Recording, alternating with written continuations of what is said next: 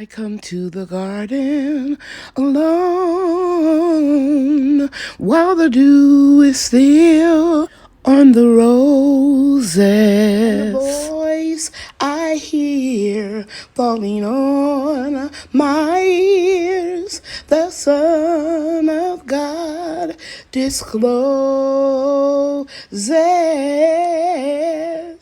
And he walks with me and he talks with me and he tells me I am his own.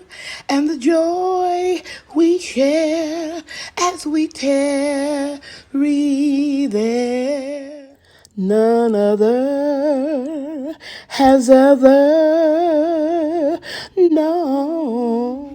Hey everybody, Lady Cheryl here, and I want to welcome you to my channel today. In this episode, I want to share with you how important it is by just documenting how bees are plentiful around my squash. And that is because I mix other things that will attract pollinators to the crops. Another thing I want to share with you is a very quick, simple vaccination that I give my squash vines to kill that menace, that squash vine border moth that lay eggs and they bore their way into the stems and the base of your squash plants and just wreak havoc, and you just lose your whole crop if you don't catch it in time. Okay, let's get started. So this is the BT concentrate. And this will actually kill the worms. Okay, let me show you that bee. Now I went to that flower there.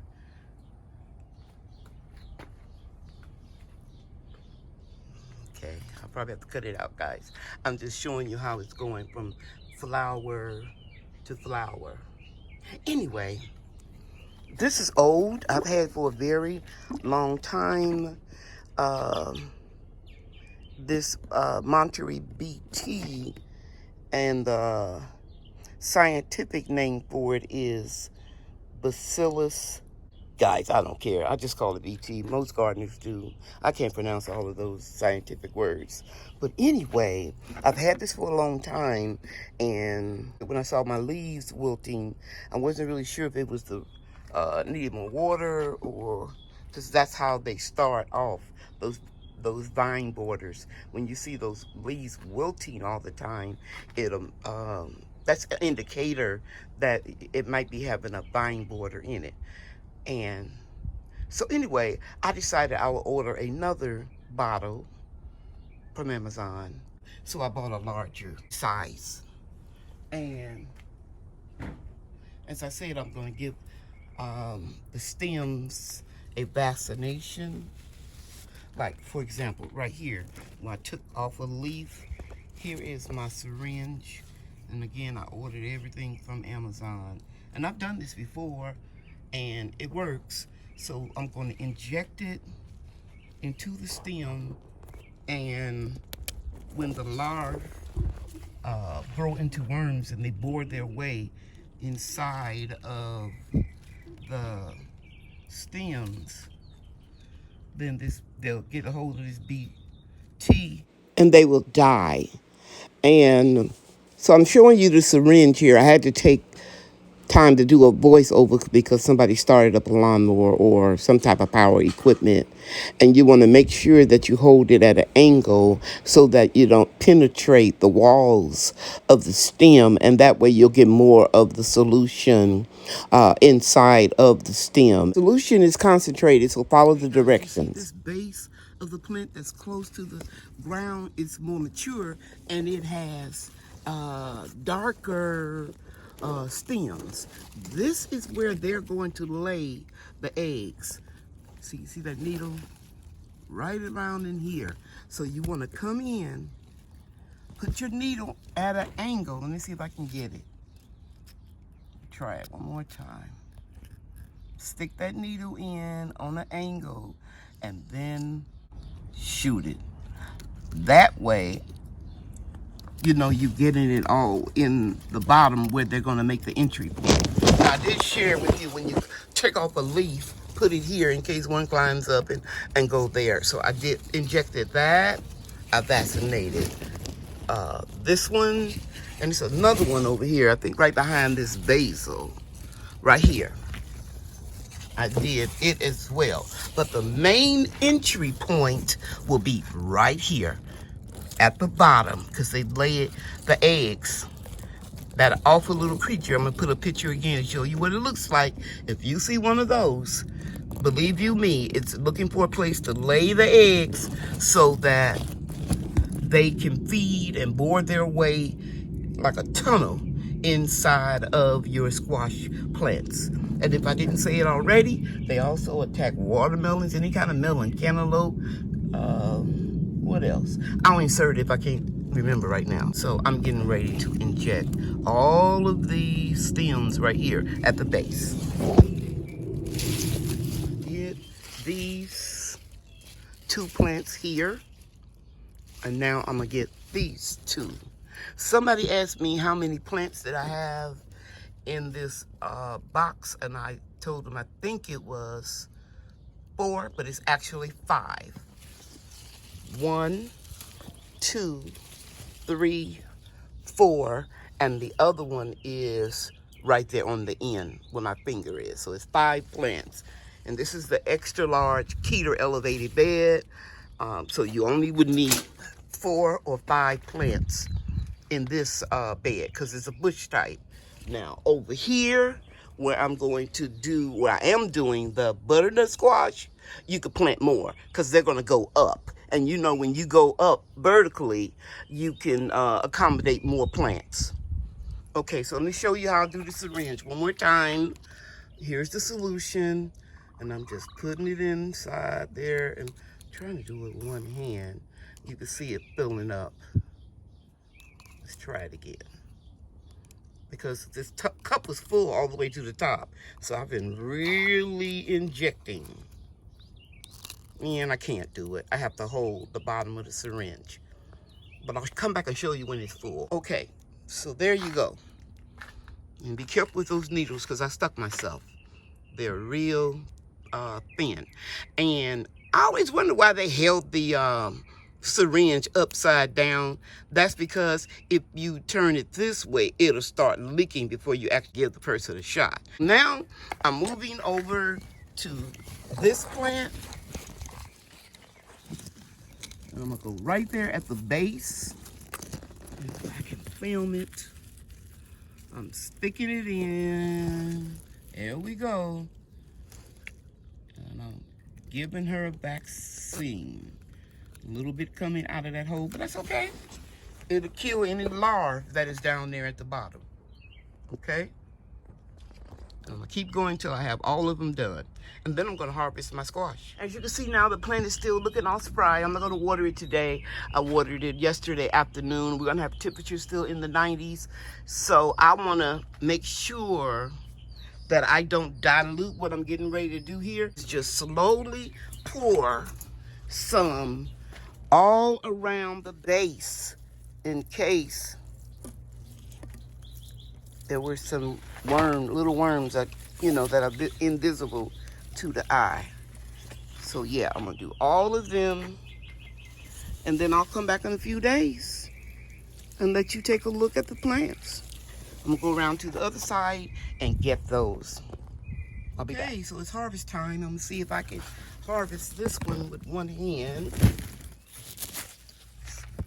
Oh, let me get it here so you can see it. There we go. Let's see, let me steady that. There we go. This is the first patty pan squash of the season. Isn't she a beauty? Absolutely beautiful.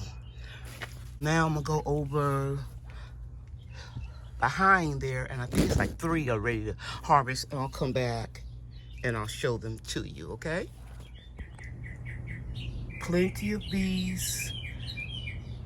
Still pollinating the whole time I was working. They didn't bother me, and I didn't bother them.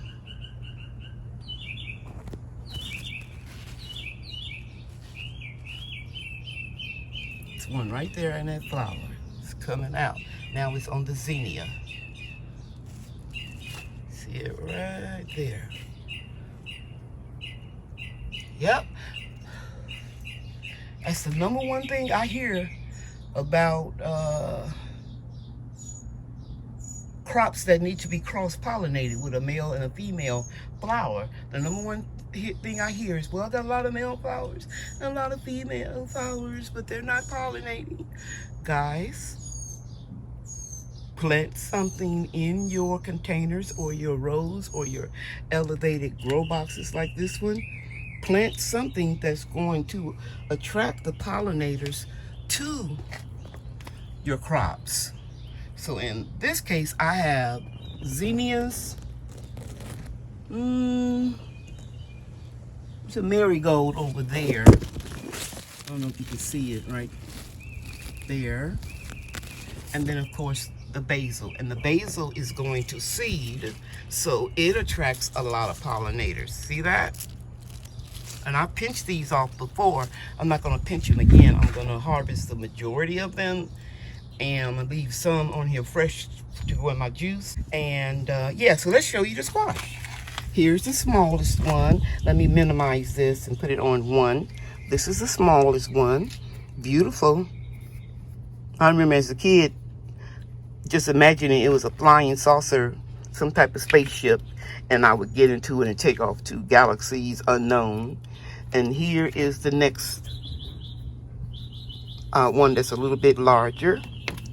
And I think this one is a little bit larger than this one because it's more, it's deeper. And I think I actually let this one stay on the vine too long, but it's okay. It'll be all right.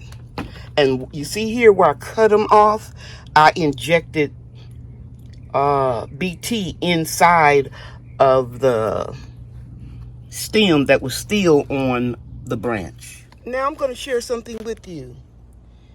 In this bed, I have 1 cucumber plant and 1 patty pan squash plant. And I decided I'm not going to inject these. I'm going to compare and contrast the one plant that I'm going to leave out in the open and just spray it with the BT. So that's what I was doing. Okay? Spraying all the soil around the plant. And remember, this won't harm bees and they won't harm your plants. Okay? And I have a marigold plant here and one over here. You see that? And the plant looks a little limp, needs some water because we're in the 90s. And as I was doing this, I'm going to very slowly show you this. This is the insect that lays the eggs for the squash vine border. I saw it yesterday, but I wasn't quick enough to get it. And I don't want to take it all the way out of my grasp because it's going to fly away. So be on the lookout. Even though, and that's why I showed you the marigolds here and here to disguise the scent of the squash because it's pungent, but they will still find it. Can you see that? Yeah. I'm not going to show you the whole monster because it will get away and I will be defeating my purpose. So I'm going to keep a close eye out on this squash. I'm going to harvest this one. It's big enough today. I'll leave this one on and just compare and contrast the difference between the two methods. One, injecting the solution in the stems with a syringe needle, or just spraying it on the bottom or the base of the soil. Okie dokie, I'll let you know what I think. I already know the answer because I've done it before, but I want to share it with you in real time. So now I have to take this little squash monster bug and relocate him to a better place. Thanks for watching, everybody. Get a better Thanks for watching. place Bye now. for you and for me and the entire human race. There are people dying. If you care enough for the living, make a better place for you. How to get large onions for me, along with how to make a makeshift trellis and for my butternut squash. Let's see. How about this and that part 2?